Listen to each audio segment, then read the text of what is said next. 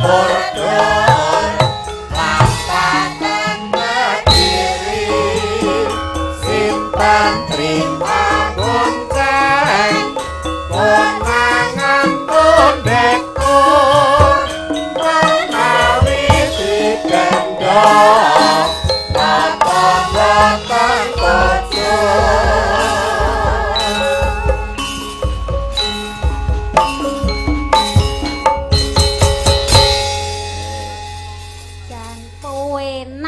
Umum numpak sepur. Ayo, numpak sepur petuk sampean langsung dijembeng muni makdur. Lah niku gara-gara numpak sepur niku rak dadi mengenang masa lalu lho. Kok iso? Nggih saderenge kula terjun teng daerah seni teng bakat seni menika kula rak riyen nggih dodolan teng sepur niku.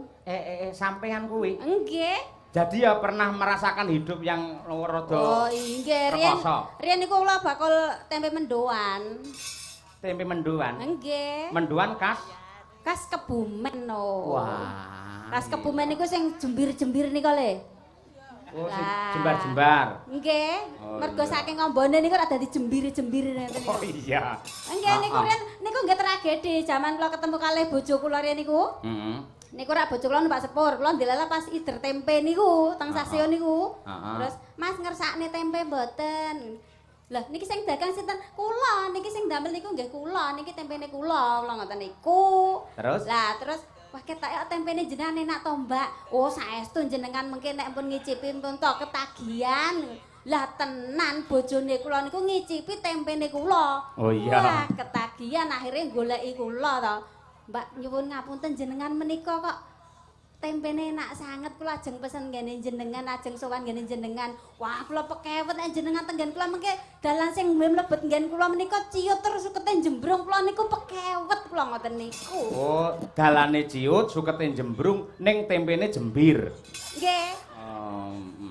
Dagangane kula. Lah ya tempene mau lho. Nggih. Ayo, Terus Lah ngene ku akhirnya ketemu terus bojone kula niku nyedaki kula akhirnya dadi niku tragedi riyen kula kalih bojo kula dadi akhirnya bojo kula niku suwe-suwe seneng kalih kula ngoten. Oh, ngono. Nggih mergo wiwitane niku wiwitane ngicipi tempe kula.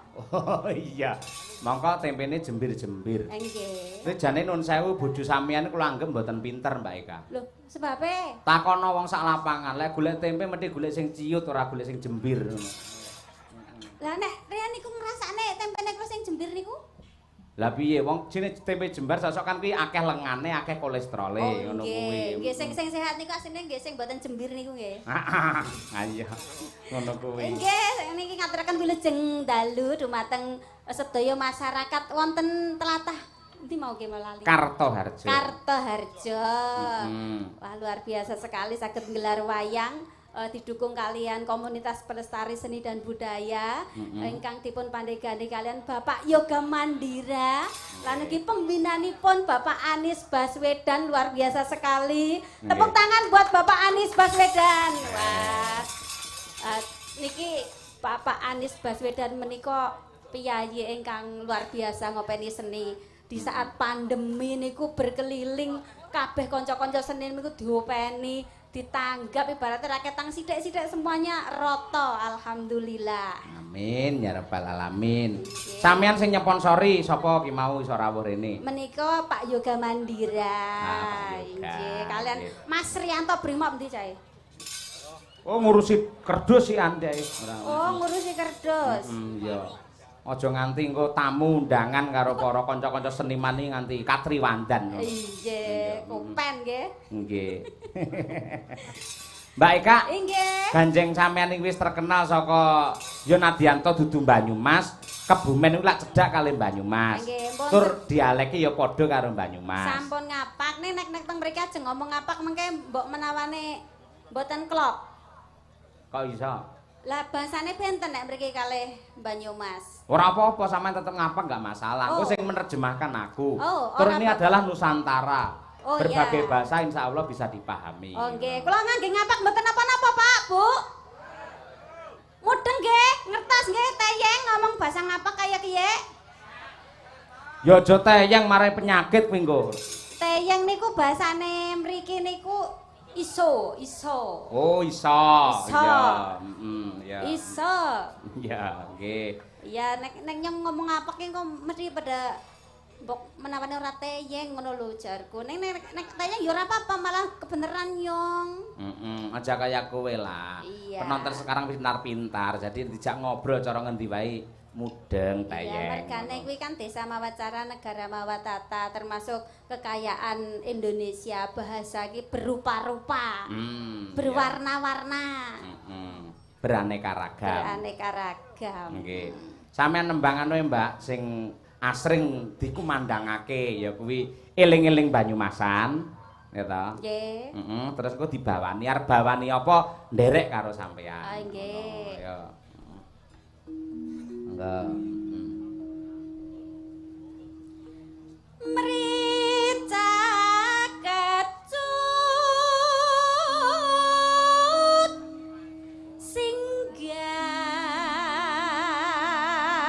singgah toya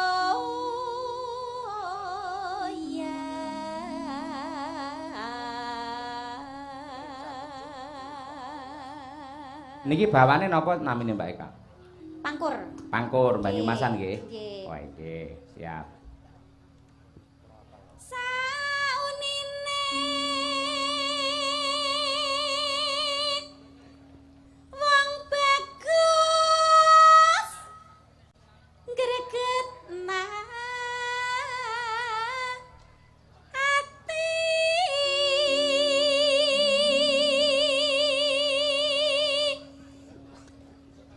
klambi cekak ngertos klambi cekak Lambe cilik. mboten Apa? klambi cekak niku napa Mas yoga-yoga apal Apa? kutang Oh, alah. Oh, Klambi sing cekak. anu to. ah nggih kan gur sakmene ngono tok Oh iya. Heeh, sing nggih ngadahi nik-nik kuwi to. Oh iya. untuk melindungi badan hukum Oh iya. Ayo ngerti ya. nik berarti ke biasanya neng omah karena Mbak Gasi Bu nik Lek gedene semene ya nok-nok lek kuwi. kelambi cekak nora ketang dadi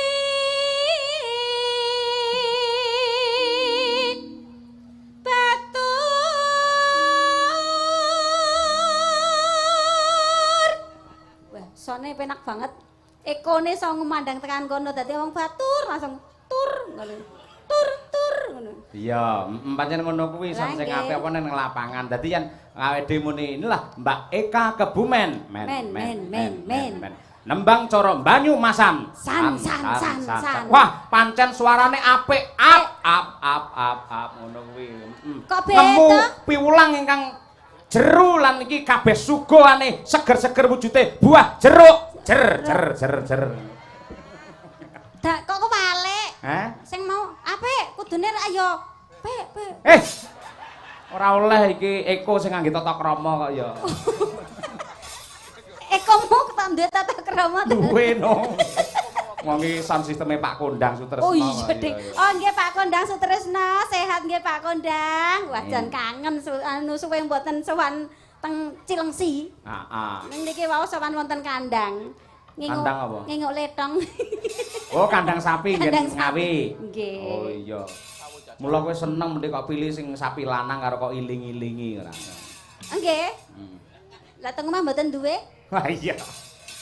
Dadi iki gamelan wayang sound system iki pisumbang saking Bapak Haji Saking Kondang. Bapak Haji Sutresna. Kondang. Wah, beliau luar biasa sekali bapake para seniman-seniman sak Nusantara. Leres. Nggih.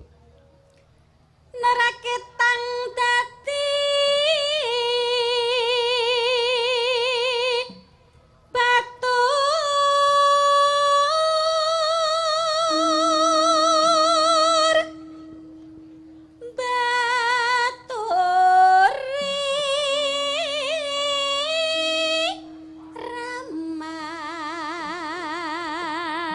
ramas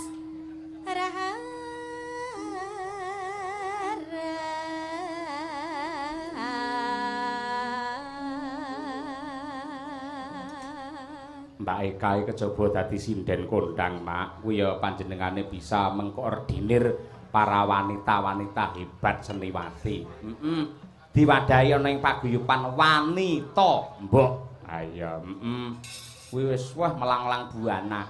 Ya, Rekae mbiyen ya ketoprakan aku dadi bintang tamune. Ayo.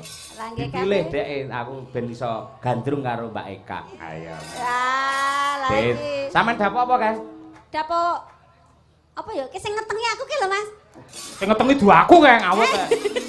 Oh nyenggol ora ngetengi. Lali aku. Ayo Pak Dalang. Apa? Kudu dipraktekno lho lek kowe dadi karo iki. Wah. Ketoprakan.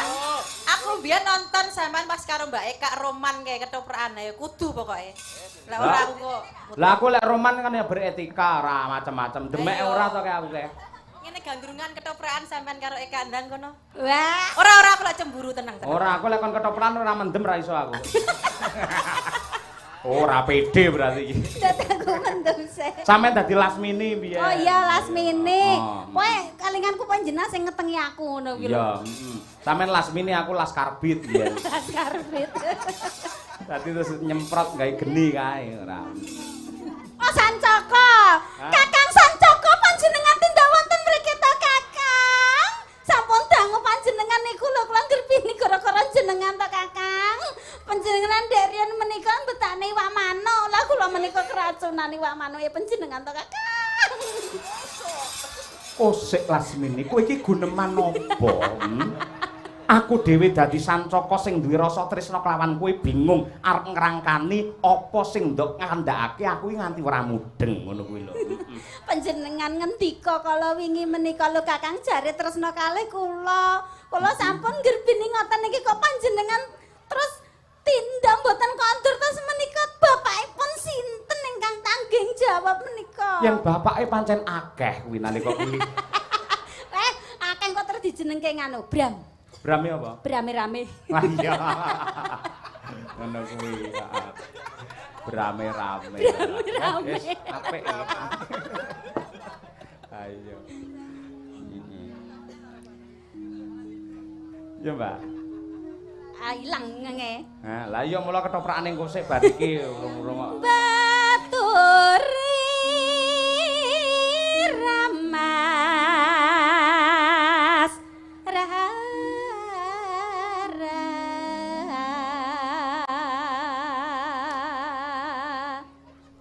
aku gemang gemang nek diwayu. Wayah ki apa, Kak? Di loro. Oh, di loro. Nggih. Iya. Di madu. Oh iya, anakmu nek ngono kuwi. Ayo. Di madu. Bukan kelarang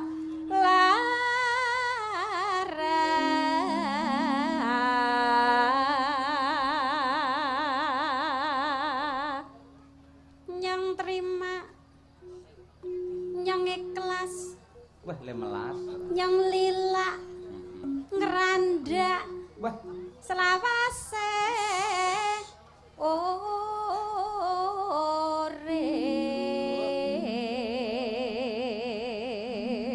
ayune kaya ngono arep dadi rondo selawase urip. oh tembang namung tembang mboten Ora ucapan adalah doa ora. mboten niku namung tembang Lah sampean iki ayu kaya ngono dadi rondo suwe iki ibarate wastra lungset ing sampiran. napa niku Ya kaya apa jarik sing apik batik ning mek gur disampirke ning memean.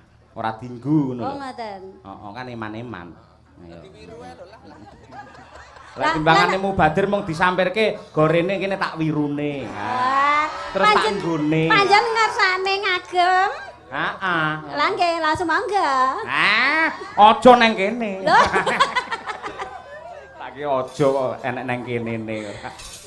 mangga lek Ayo. eling-eling Banyumasan Ayo, monggo diaturake. Yo, sing energik Kak, sing apik Kak. Ayo, semangat. Ya. Monggo Pak Yoga Mandira Sugeng mirsani. Ya. Ya, yuk.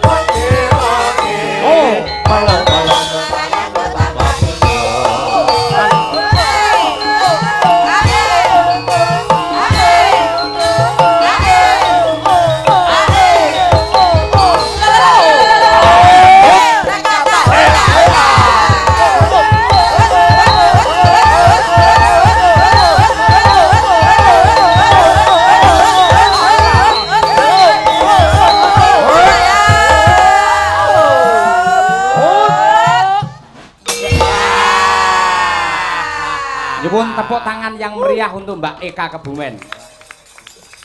Ayo. Monggo jane awak ya rada lemu parandene kok lincah ya, Mak. Ning ya bar kuwi ketoke menggeh-menggeh pisan. Ayo. Ayo, napas saya. Ning iki ya kasanah budaya. Kasanah budaya sing awake dhewe wajib menghormati dan juga mengapresiasi. Mbak Eka. Mbak. Inggih. Mumpung menika Gustine kepareng rawuh. Oh, nggih. Gusti Benawa Cobi jenengan lakon akrab diaturi mbok menawa kersa pinarak wonten pepanggungan silaturahim kalian warga masyarakat Kartoharjo. Napas. Mangke. Gusti. Lah perlu napas buatan apa piye? Saestu napa pripun? Tak Mas golek ning Taslim, kompo. napas buatan Mas Taslim. Ampun piye. Gusti, monggo dumateng Gusti Benawa. Gusti Benawa. Lah nggih. Nggih. Endi? Mboten enten. Mboten enten to? Mboten enten. Oh, wonten asli wonten, mbok menawi tasik menyelinap niki nggih. Anu, nembe teng he. Oh, ngaten. Oh nggih menawi tasik dereng kepareng mboten napa-napa. Ya. Nah, sampean iso istirahat sedhela ning tetep ning kono Mbak Eka. Ayo. Saking santri Kertonyono, nggih. Minta lagu Podang Kuning vokal Umi Hafifah. Wah ya. Wah, Umi Hafifah ya. Iki warangganane Mas Yogi Bagong. Ayo. Ayo elok mambengi wis wah berbaur. Ya ngono men kancane akeh men tambah pengalaman. Ayo. Ya berdiri coba kaya apa? Ayo. Pundi Gustine? Wonten ha nggih. Duduk. Gusti rawuh.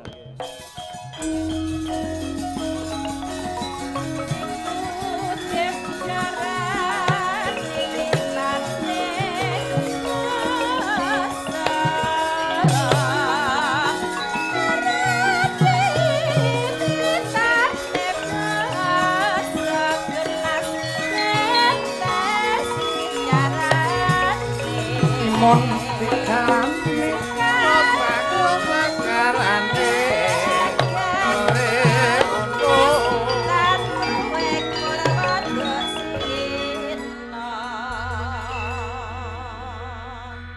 Jenengan sampun kula aturi wiwit wau kok nembe rawuh teng pundi to, Dik? Kula wonten warung. Wah. Jajan kian. Ah, nggih wong wiwit saking griya dereng maem niku. Wah, masalah. Mbok langsung matur kalian Mas Brimob mangke. Nggih. Wonten mriku wonten tahu kalian kacang. Oh, enten tempene mboten.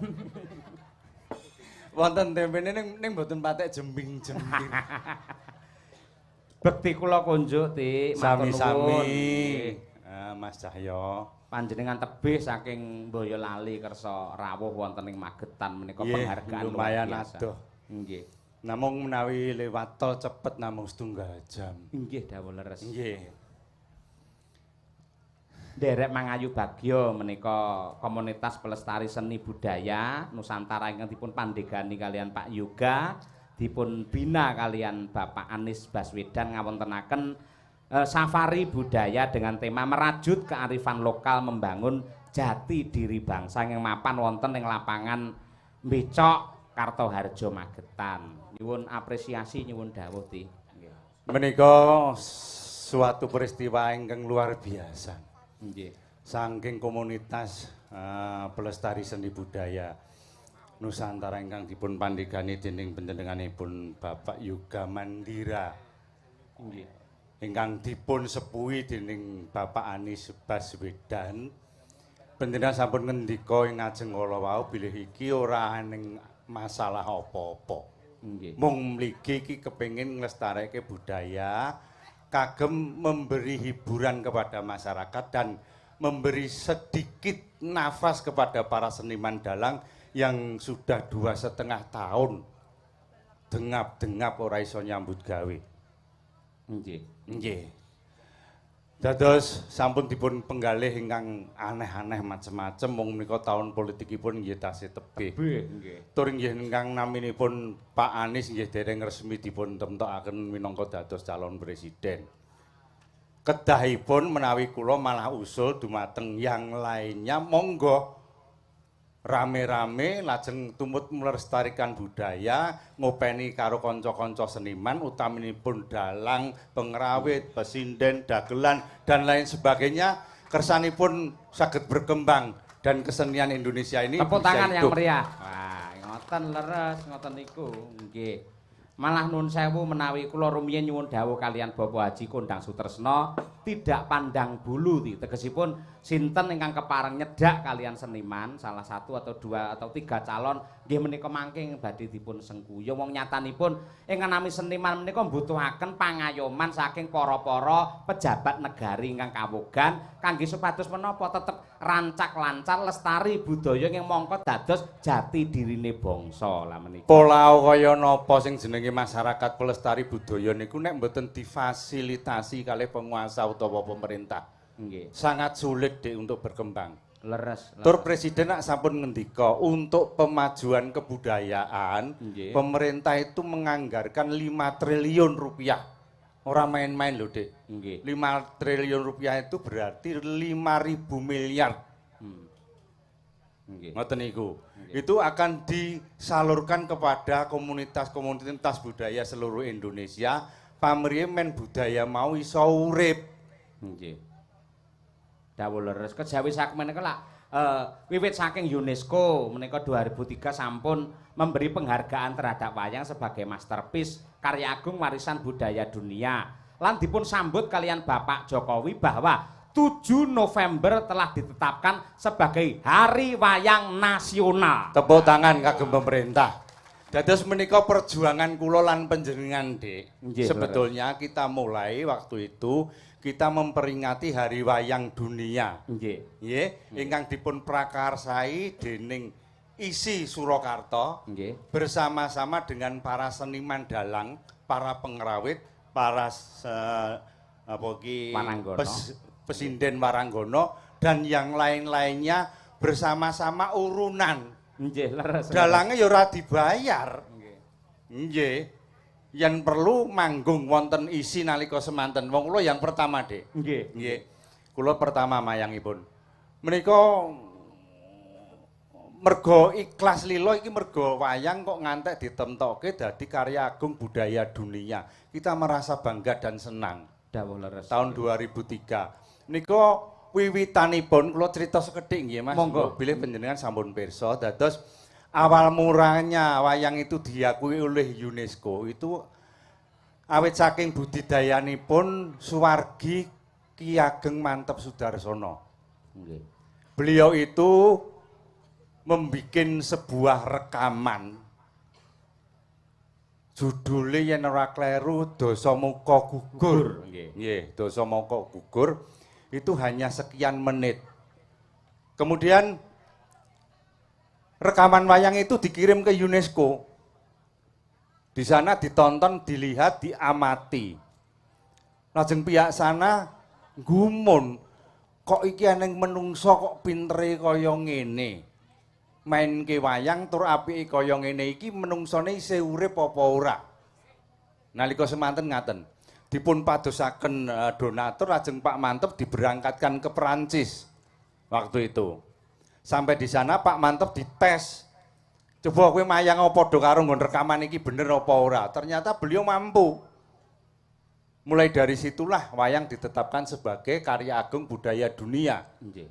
Nah, pemerintah rumangsa ngandian. Nggih.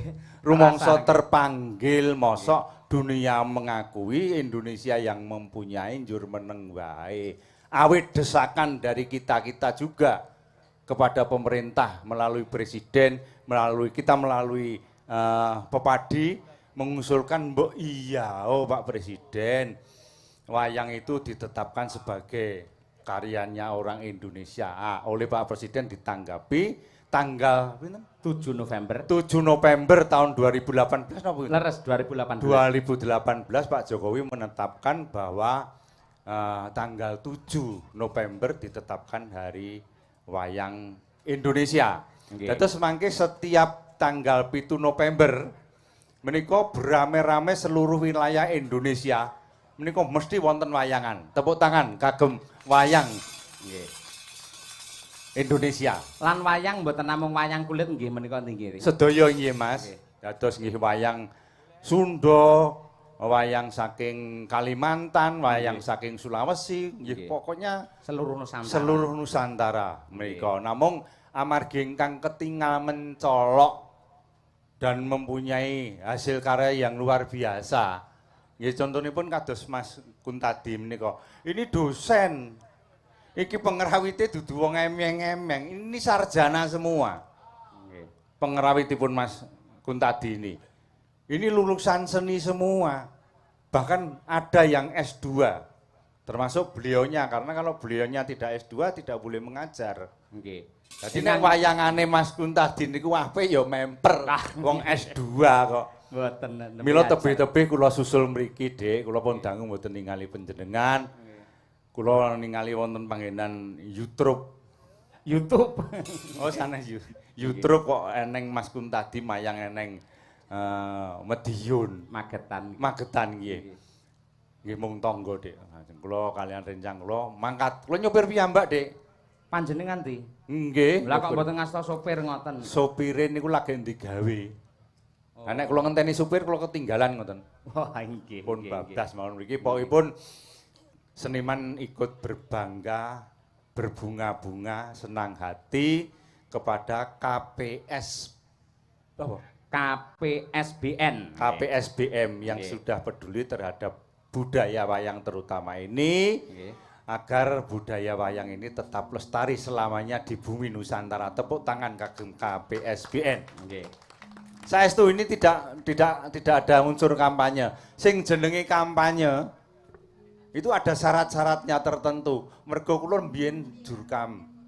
Saya itu jurkamnya Pak Jokowi. Menyane ajeng pirsa. Nggih, yang namanya kampanye itu kalau yang ada di panggung itu menerangkan gitu, visi dan misi. Itu baru dialani. Karena saya dulu resmi didaftarkan ke KPU sebagai jurkam. Ngaten. Terus ini mau nglestareke budaya lo rame-rame lah. Nggih, ngopeni seniman. Kula nggih entuk bagian, Dek, ternyata mayang. Alhamdulillah. Nggih wonten Pacitan Ngidul.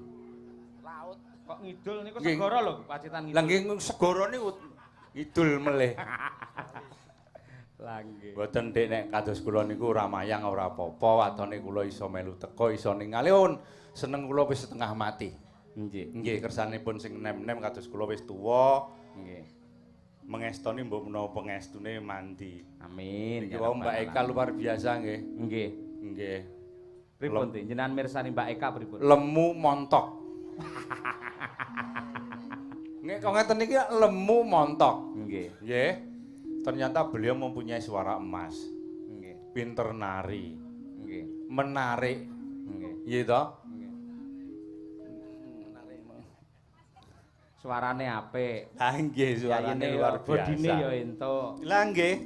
Joget bergas ayo. Tur mboten angel-angelan, Dik. Nggih. Dijaluki tulung Mbak Eka kowe wangono akar mayang, tulung panjenengan dadi bintang tamu. Mara pun. Dadi ora ngitung kudu semene mboten. Niku apike Mbak Eka niku tumriku. Sing ngomong sinten? Oh, mboten ta? Lah riyen jaman sakderenge pandemi. Ayo Kak, ning Medion 18 Mas. Poh 18 iki sak metenge apa piye bateku. Ayo. Mboten Gojek.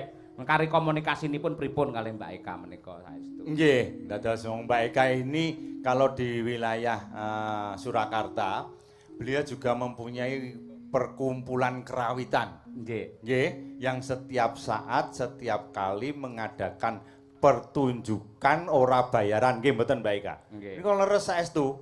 Wani Tombok niku. Nah, nggih.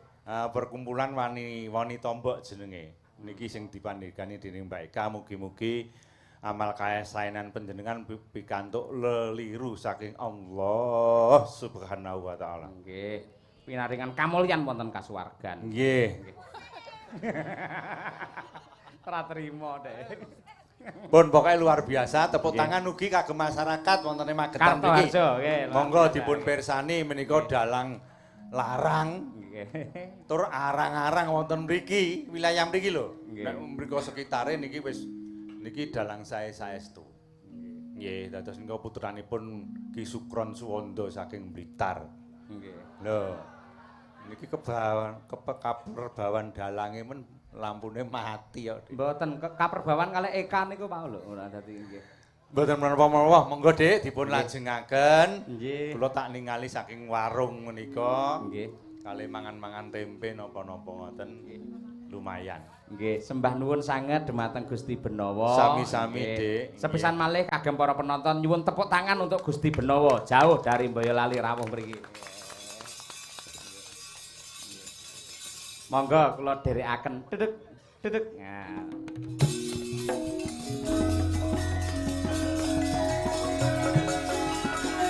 Umi berdiri ndak?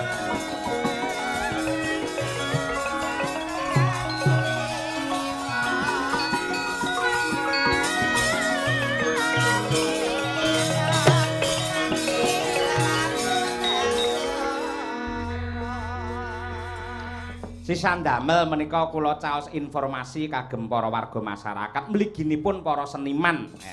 Gandeng 7 November sampun dipun tetepaken kalian UNESCO lan ugi dipun tetepaken dening Bapak Presiden sebagai Hari Wayang Nasional. Monggo mangke kagungan rasa handarbeni lamun 7 November itu adalah Hari Wayang kita. Ya, isi Surakarta kapan, Mak? Isi Surakarta peringatan Hari Wayang kuwi ditindakake tanggal 4 nganti tanggal 6 November. Oh iya, ala tanpa rupa rekake iki awake dhewe sing dadi ketua panitia. Wah iya. Ketua panitia. Elok tak tinggal tanggapan terus kok nduk. Ora tau rapat. Mbak Umi Hafifah sugeng dalu Mbak Umi. Wilujeng dalu, Pak. Ah, jan mau bengi ning Madiun saiki ning Magetan. Luar biasa. Nggih. Jan piyaile laris sing nganti kaya ngono. Alhamdulillah. Ah, piye sampean mirsani penonton ngene Kartoharjo kene, Nduk? Remen sanget, Pak Dalang. Heeh. Kok iso remen sebabe? Napa nggih? Sebabe nggih. Kathah sing mirsani. Heeh. Tur kabeh madhep rene ya, Nduk ya. Nggih no, Pak. Heeh, pamane sing madhep rono siji paling kuwi nguyuh kae. Ayo. Aya. Iki lho sampean gandeng wis terkenal sebagai Ratu Podang Kuning.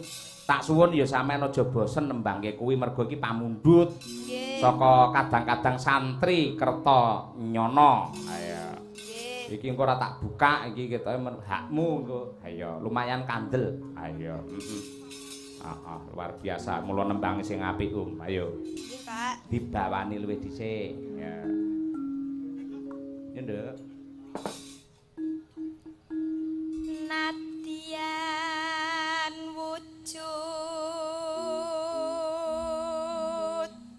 temong peksi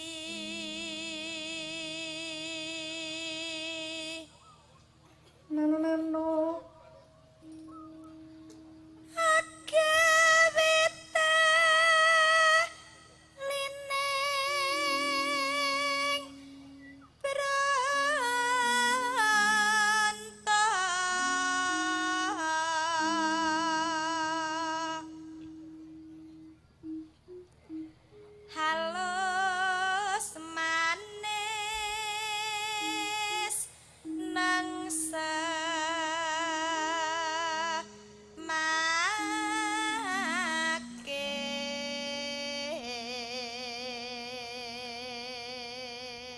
suarane rada